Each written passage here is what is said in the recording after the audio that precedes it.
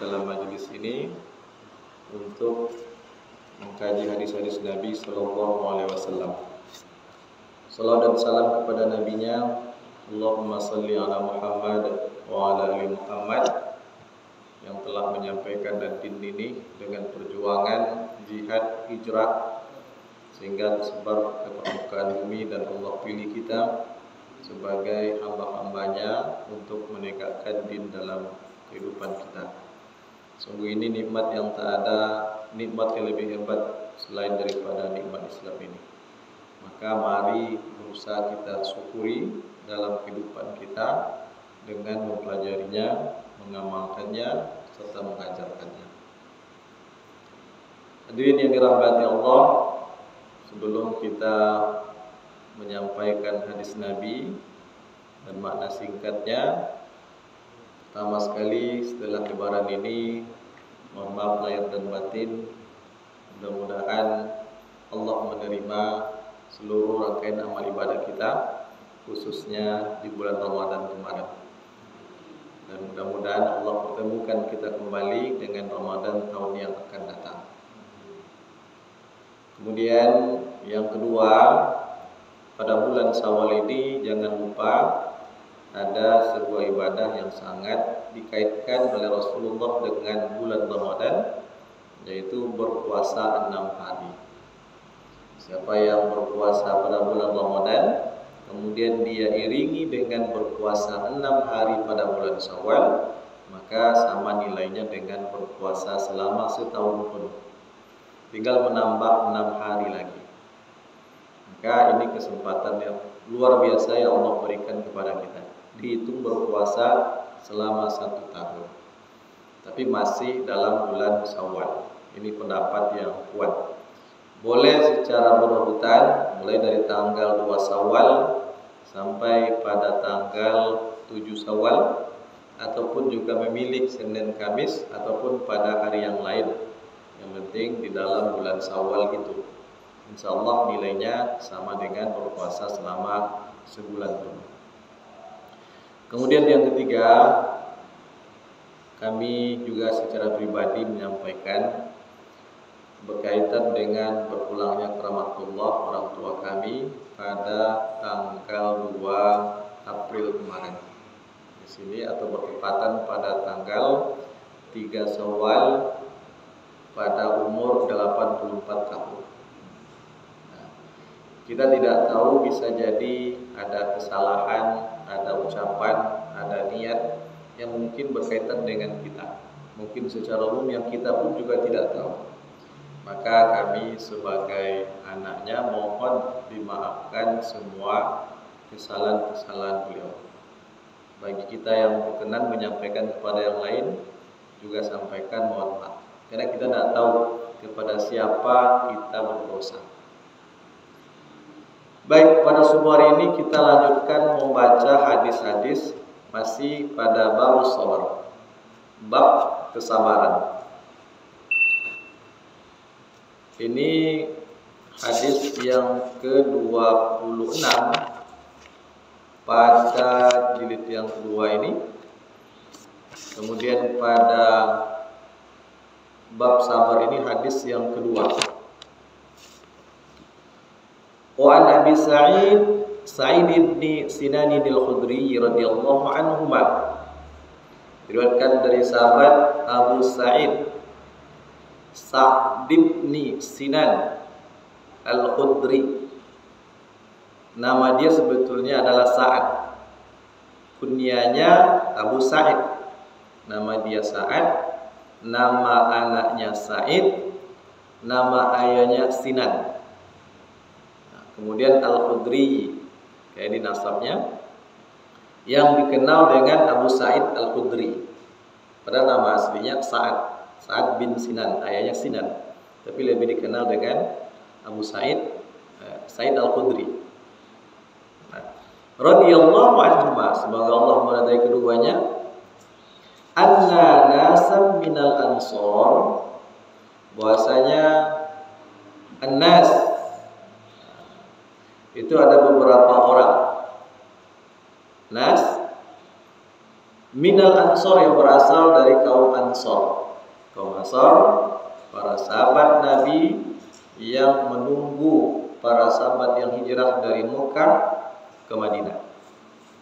Mereka orang-orang Madinah yang menunggu kedatangan para sahabat Nabi yang hijrah dari Mekah ke Madinah. Dan Rasulullah mempersaudarakan kaum Ansor dengan kaum Muhajirin dengan persaudaraan yang sangat kuat. Nah, sampai-sampai ada seorang sahabat yang terkenal, sahabat yang paling kaya, ketika dia hijrah ke Madinah tidak bawa apa-apa, tidak bawa harta, tidak bawa keluarga. Lalu Rasulullah bersaudarakan dengan seorang sahabat yang juga kaya di Madinah. Dia punya beberapa orang istri, 2 orang istri. Kemudian dia ingin membagi semua hartanya kepada sahabat yang berasal dari Muhajirin yang sudah dipersaudarakan Rasulullah dengan dia. Tapi sahabat Muhajirin tak mau. Kemudian dia persilakan, dia sampaikan, saya punya 2 orang istri, silakan dilihat mana yang diminati, nanti diceraikan dan silakan dinikahi. Nah, sampai begitu kuatnya persaudaraan yang ditanamkan Rasulullah SAW. Nah, itu kaum Ansor. Tapi yang disebutkan, diceritakan dalam hadis ini, sa'alu Rasulullah SAW. Sa'alu di sini artinya meminta, bukan bertanya, tapi meminta sesuatu berupa harta. Apa yang ada pada Rasulullah, mereka minta. Mereka meminta sesuatu atau berupa materi kepada Rasulullah SAW. Fa'a'tahum, lalu beliau memberikan apa yang mereka minta.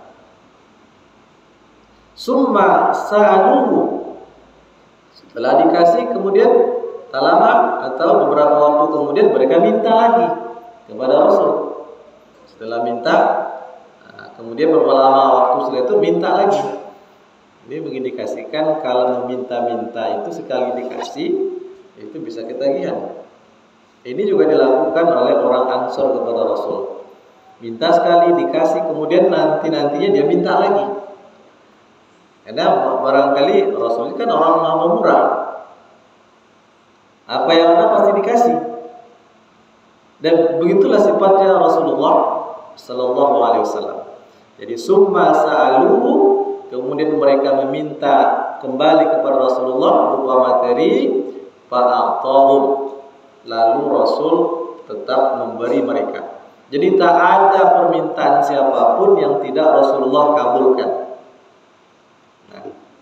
Hatta nafida ma'inda, sampai-sampai habis apa yang ada pada diri, tidak ada lagi yang bisa diberikan. Jadi berhentinya memberi kalau yang diberi sudah tidak ada. Kalau masih ada yang diberi, Rasul akan tetap berikan. Itulah sikap Rasulullah. Kalau begitu, kalau ada orang yang minta-minta kepada kita, beri. Apakah memang pekerjaannya peminta-minta? Beri. Jangan tidak diberi kalau ada yang bisa diberikan. Lagi sekarang di mana-mana kan di jalan banyak yang mengemis, minta. Apa yang ada beri. Ada 2.000 kasih, ada 1.000 kasih. Selagi ada. Berhentinya kalau memang sudah tidak ada yang diberikan. Nah, jangan ditanya mereka ini kan pekerjaan, mereka tidak boleh menjadikan profesi pengemis itu, tidak boleh. Dan itu sudah ada fatwa dari Majelis Ulama. Kita jangan melihat dari sisi itunya. Ketika kita diberi, diminta, yang kita punya berikan saja. Nah, itu. Jadi Rasulullah begitu sifatnya. Hatta nafida ma'inda, sehingga ludeslah, habislah apa saja yang ada pada diri Rasulullah. Faqala lahum hina anfaqa kulla syai'in biyadi. Lalu Rasulullah setelah memberikan kepada peminta-peminta tadi apa yang ada pada beliau, kemudian sudah tidak ada lagi, maka beliau berkata kepada mereka, berarti pada pemberian terakhir, tiboy doanya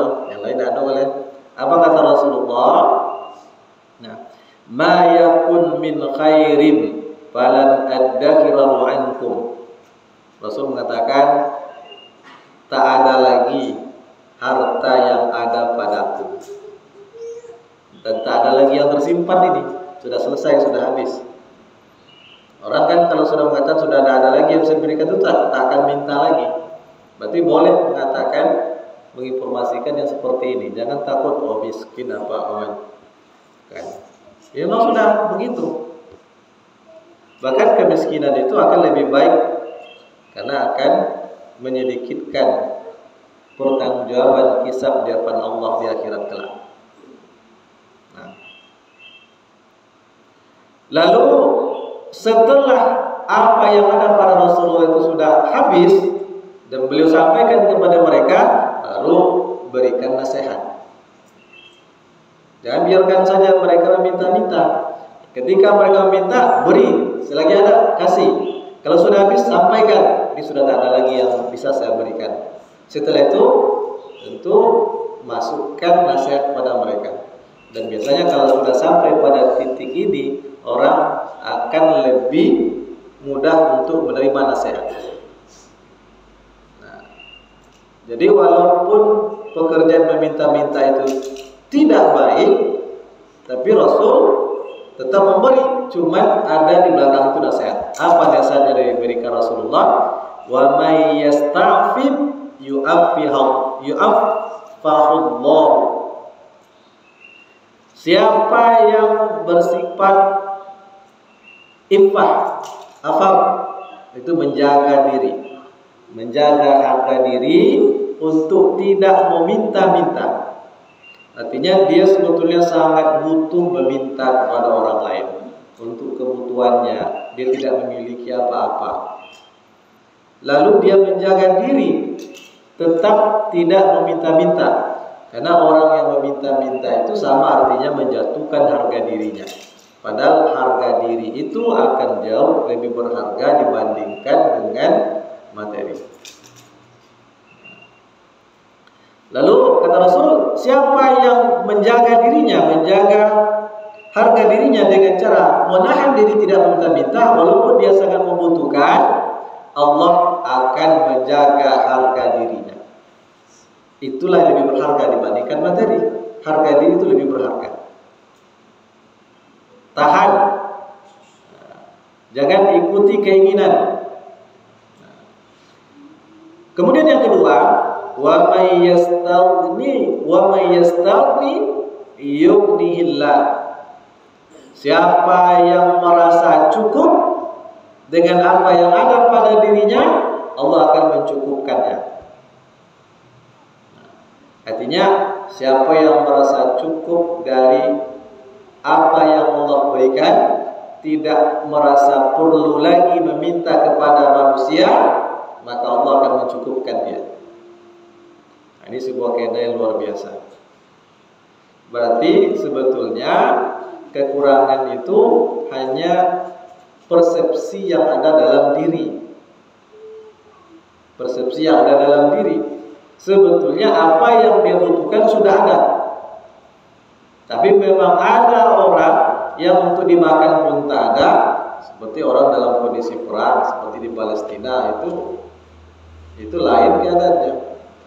Ini orang yang dalam keadaan merdeka, dia bisa bekerja, bisa berusaha. Nah, itu dia bisa mencari nafkah. Jadi siapa yang merasa cukup, Allah akan mencukupkannya. Artinya merasa cukup dengan pemberian Allah saja, tidak butuh lagi pemberian manusia. Maka Allah akan menjamin kecukupannya. Nah, kemudian wa may yatasabbar yusabbirullah. Siapa yang yatasabbar itu ada usaha untuk bersabar. Jadi sabar itu butuh usaha. Usaha menahan keinginan hawa nafsu. Usaha untuk memiliki ini. Nah, tapi tidak baik terhadap harga dirinya. Dia bersabar dengan apa yang ada pada dirinya. Yusabbirullah, Allah akan berikan kepadanya kesabaran. dan kesabaran itu jauh lebih berharga dibandingkan dengan materi yang akan dia dapatkan kalau dengan cara meminta-minta. Kemudian, wa ma utiya ahadun ata'an khairan wa awsa minas sabar. Kata Rasulullah, tak ada sesuatu pemberian apapun yang sifatnya materi yang lebih baik dan lebih luas, lebih banyak dibandingkan dengan kesabaran. Kesabaran itulah pemberian atau harta atau kepemilikan yang paling baik. Kalau meminta kepada orang, berapa yang bisa dikasih. Tapi hadis ini bukan pula melarang untuk meminta-minta secara mutlak. Ada beberapa keadaan. Di antaranya dalam keadaan seseorang yang memang dalam keadaan membutuhkan, tidak memiliki apa-apa lagi, tidak punya makanan untuk memenuhi kebutuhan pokoknya, maka orang seperti ini masih dibolehkan meminta-minta, tapi sebatas untuk menghilangkan atau memenuhi kebutuhan pokok itu. Berarti sifatnya tidak untuk berketerusan, tidak untuk selama-lamanya. Ada orang yang kebakaran rumah, rumahnya habis, semua hartanya habis, boleh minta-minta saat itu. Tapi ketika apa yang dia butuhkan sudah dia dapatkan, stop meminta-minta. Tidak untuk mencari kekayaan, tidak untuk menumpuk harta. Nah, jadi kalau dalam keadaan seperti itu boleh. Cuman hendaklah ada atau diketahui oleh pemimpin. Umpamanya kalau di tempat kita ada Pak RT, Pak RW, kepala desa. Nah, dalam bentuk surat keterangan dan bisa dipercayai orang. Tetapi sifatnya bukan untuk meminta selama-lamanya, hanya menghilangkan kebutuhan pokok yang saat itu dia tidak dapatkan. Nah, itu boleh minta-minta. Yang kedua, boleh meminta-minta bagi orang yang berhutang untuk kepentingan umum. Nah, itu boleh. Itu tidak akan menghilangkan harga dirinya. Ada seseorang yang ditunjuk sebagai pengurus atau panitia pembangunan masjid. Masjid ini untuk kepentingan bersama. Lalu dia yakin bahwa masjid ini bisa akan dibangun dalam waktu yang sudah dia rencanakan. Kemudian dia berani mengambil hutang ke toko bangunan atau kepada seseorang. Lalu setelah waktunya sampai, ternyata yang diharapkan untuk bayar hutang belum terkumpul. Akhirnya menjadi hutang pribadi. Karena orang toko bangunan akan selalu menagih kepada dia. Nama dia dipakai, padahal hutangnya hutang seluruh masyarakat yang ada di situ.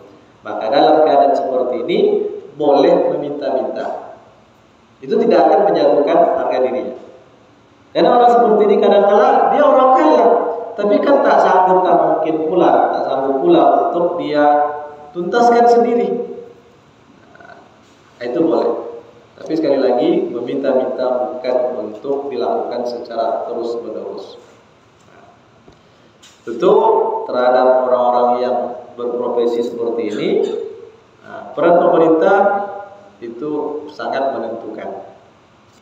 Baik, hadirin yang dirahmati Allah, banyak pelajaran yang bisa kita ambil dari sini. Di antaranya, memang dulu sudah pernah terjadi peminta-minta pada masa Rasulullah dari kaum Ansar, tapi setelah itu tidak ada lagi. Bisa jadi mereka belum mengetahui bagaimana aturan syariat tentang ini. Nah, lalu kalau kita datang kepada kita orang minta-minta, selagi ada berikan. Nah, ini faedah yang pertama. Jangan ditahan-tahan, jangan merasa sakit hati. Jangan sampai ada dalam hati ini orang bekerja banting tulang siang malam, ini hendaknya minta-minta. Jangan. Ya, selagi ada berikan. Walaupun kecil, yang penting ada. Itu pun juga menjadi harga diri dia di hadapan orang lain. Orang yang minta-minta kamar-kamar, apa kok kaya? 2.000 tak tahu adanya. Harga diri dia lagi. Nah, maka berikan. Tapi setelah tak ada atau setelah itu sebaiknya beri nasihat. Siapa yang biasa minta-minta beri nasihat dan bantu dia keluar daripada kesulitannya. Ini yang paling baik. Jadi innallaha fi aunil 'abdi ma damal 'abdu fi auni akhihi. Sesungguhnya Allah selalu menolong hambanya selama hamba itu berusaha selalu menolong saudaranya. Nah, kemudian yang berikutnya, kalau tadi yang pertama tadi, asal ada orang yang minta beri selagi ada. Yang kedua, kalau sudah tidak ada lagi sampaikan dan beri nasihat kepada dia. Rasulullah itu sampai tak ada yang dimiliki yang dipegang lagi. Dulu pernah kita sampaikan hadis ketika beliau selesai dari sholat asar. Beliau sebagai imam, kemudian setelah salam langsung berdiri keluar dari masjid melangkahi pundak-pundak sahabat. Tentu sahabat merasa heran apa yang terjadi. Kemudian beliau masuk ke rumahnya, rumah istrinya, mengambil sepotong emas binti brin, sepotong emas, kemudian dia kembali ke masjid. Disampaikan kepada sahabatnya, saya paham kalian tadi heran dengan sikap saya. Nah, lalu dia katakan, tadi saya ingat ada sepotong emas di rumah yang belum dibagi. Maka di situ dia katakan, saya takut benda ini memenjarakan saya. Kalau sebelum dibagi, saya merasa terbebani. Kenapa belum dibagi? Nah, jadi beliau kalau masih ada harta yang belum dibagi, jadi beban. Kalau kita tak ada harta, jadi beban. Kalau beliau ada harta yang belum dibagi, jadi beban. Nah, itu bedanya. Maka beliau berikan. Nah, kemudian pesan yang beliau sampaikan kepada orang minta-minta, wa may yastaqbid yu'iffahullah. Siapa yang berusaha menjaga harga dirinya tidak dengan meminta-minta, kecuali meminta-minta yang kita sebutkan tadi yang dibenarkan. Nah, kecuali untuk kepentingan umum. Kalau untuk kepentingan pribadi tidak usah. Nah, berarti menahan diri itu menjaga harga diri. Orang walaupun kita tidak punya, orang akan menganggap ini orang berpunya. Karena dalam surah Al-Baqarah, lil fuqara'il ladzina usiru fi sabilillah, bagi orang-orang fakir yang mereka itu terhalang daripada la yastati'una darban fil ard, mereka tidak bisa mencari rezeki bekerja di bumi. Apa sebab? Karena mereka tertawan dalam perang. Bukan mereka yang tawanan, tapi pekerjaannya memang jihad fisabilillah. Bagaimana mencari uang? Nah, kemudian orang-orang yang yahsabuhumul jahilu awliya minat ta'abbud, orang-orang jahil mengira orang kaya ini orang yang berjihad sanggup, dia tidak bekerja cari nafkah, ini orang kaya ini. Itu salah paham. Orang yang berjihad itu bukan orang kaya, tapi mereka menjaga iffahnya, istighfar mereka, menjaga harga diri. Lebih penting bagi mereka berjihad ini. Nah, mereka menjaga diri dengan cara tidak meminta-minta, sehingga orang bodoh mengira mereka ini orang kaya. Taribu bisibahum la yas'aluna an-nasa ilhafa. Kamu bisa melihat mereka karena mereka mengetahui mereka tidak mau minta-minta kepada manusia. Lalu kata Allah, wa ma tunfiqu min khairin fa innallaha bihi alim. Siapa yang berinfak, apapun yang kalian infakkan berupa harta yang baik, Allah tahu. Artinya ketika orang-orang yang butuh tadi tidak mau minta-minta, seperti orang yang jihad tadi tidak mau minta-minta, ingin menjaga diri, orang lain yang harus sadar untuk memberikan harta kepada mereka, jangan sampai mereka minta. Jadi kalau ada orang yang kehidupannya sulit, rajin ibadah, kita tahu dia sulit ekonominya, dan Tidak mau minta-minta, kita yang ngasih. Nah, itu yang diajarkan Islam. Jangan sampai mereka minta-minta, kita yang harus paham. Perhatikan tetangga-tetangga kita. Jangan dikira mereka semuanya kaya karena tak minta-minta, belum tentu. Tapi mereka menjaga harga diri dengan tidak meminta-minta, sanggup bertahan dengan kekurangannya. Maka perhatikan. Jadi siapa yang menjaga diri, Allah akan jaga harga dirinya. Wa may yastaghni, siapa yang merasa cukup. Merasa cukup di sini, merasa cukup apa saja yang Allah berikan setelah dia berusaha, itu saya sudah cukup. Allah akan menjadikan dia merasa cukup. Nah, di sini jangan punya angan-angan. Tugas kita hanya bekerja, berusaha. Maka jangan malas, tapi hendaklah selalu bergerak, hendaklah selalu bekerja. Hasil itu bukan urusan kita. Seberapa yang Allah berikan kepada kita, maka merasa cukuplah. Karena apa yang Allah berikan pasti sudah cukup bagi kita. Kalau merasa tak cukup, itu adalah keinginan. Dan semua kesulitan pasti ada jalannya.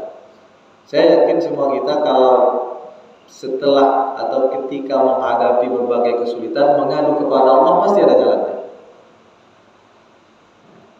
Apa kata seorang ustaz? Kalau antum menghadapi suatu masalah berat, lalu belum lagi antum butuh kepada Allah dengan cara sholat malam, menangis meminta kepada Allah, belum kau lakukan, berarti masalahmu belum berat. Karena belum meminta kepada Allah. Seharusnya jangankan masalah yang berat, masalah apapun mengadu kepada Allah. Allahu Samad, dia tempat bergantung kita, tempat mengadu kita. Sedikit masalah kita mengadu. Kan para sahabat pun begitu. Ketika mereka lapar sedikit, ya Allah lapar. Jadi Allah tempat mengadu, tempat curhat, bukan manusia. Allah akan berikan jalan dengan cara yang tidak disangka-sangka. Saya bertakwa kepada Allah, Allah akan berikan rezeki dari jalan yang tidak disangka-sangka. Itu namanya infak. Jadi merasa cukup dengan apa yang Allah berikan. Bukan merasa cukup dalam arti kaya. Bukan berarti siapa yang minta kekayaan Allah akan kayakan, tidak begitu. Tapi siapa yang merasa cukup dengan apa yang Allah berikan kepadanya, itu setelah bekerja, setelah berusaha, pasti dia cukup untuknya. Oh, bagaimana Ustaz, anak kuliah 1-2 orang, penghasilan begini. Nah, maka perhitungkan dengan baik, mohon minta kepada Allah, insya Allah ada jalan. Dan itu sudah banyak kita alami dalam kehidupan kita. Yang penting, jadikan satu-satunya tempat bergantung, mengadu kita dari seluruh masalah kita, hanya Allah. Tentu, tingkatkan kedekatan kepada Allah. Karena Allah pasti mengabulkan semua doa. Kalau ada yang tak terkabulkan, berarti ada kesalahan pada diri kita. Ada doa yang tak terkabul, mungkin ada harta yang haram dan hal-hal yang lain. Pesan yang ketiga, wa ma yatasabbar yusabbirullah. Hadis ini tidak menyebutkan yasbir, wa ma yasbir, tidak. Tapi yatasabbar, di sini ada usaha menahan diri, bersabar. Allah akan jadikan dia orang yang sabar. Sabar menahan hawa nafsu, keinginan. Jadi ada usaha. Allah akan jadikan dia sabar. Dan Allah berikan pahala kesabaran itu bighairi hisab, tanpa batas. Dulu mungkin pada hadis kita sampaikan bahwa alangkah baiknya nasib orang yang hidup dalam keadaan fakir. Karena tentu hidup dalam keadaan fakir, dalam keadaan miskin, dan bersabar terhadap apa yang Allah berikan kepadanya. Beruntung orang seperti ini. Beruntung, karena di akhirat kelak hisabnya sedikit. Karena yang diantara yang paling menegangkan dan menakutkan dalam proses di akhirat kelak itu adalah saat hisab, saat mengaudit. Semua kita diaudit oleh Allah. Kemarin ada saya baca, katanya ungkapan dari Ibnu Taimiyah, di antara hisab yang paling berat di akhirat kelak adalah menghisap waktu luang. Waktu luang, Allah sudah berikan waktu, umur, dimanfaatkan apa tidak? Itu akan dihisap.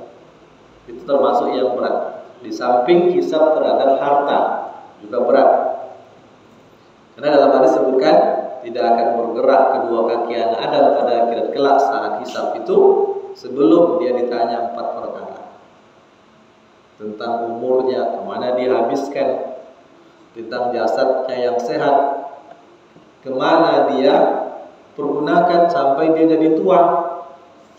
Kemudian hartanya, 2 pertanyaan, dari mana dan kemana.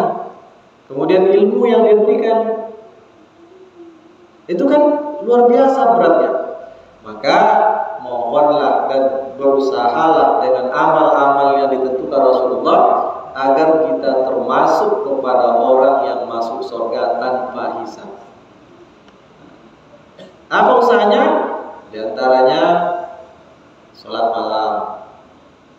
Orang yang sholat malam rutin, orang yang masuk surga tanpa hisab. Orang yang mati syahid juga tanpa hisab, dan yang lain-lain. Nah, jadi kemudian yang terakhir, wa ma utiya ahadun ta'an khairan wa awsa'a minas sabar. Di sini manabi, tidak ada seseorang yang diberikan pemberian apapun. Berarti berupa materi, uang, tanah atau rumah, tempat tinggal, kendaraan. Tak ada pemberian apapun yang lebih baik, yang akan dan lebih luas melapangkan hidupnya selain daripada diberikan kesabaran.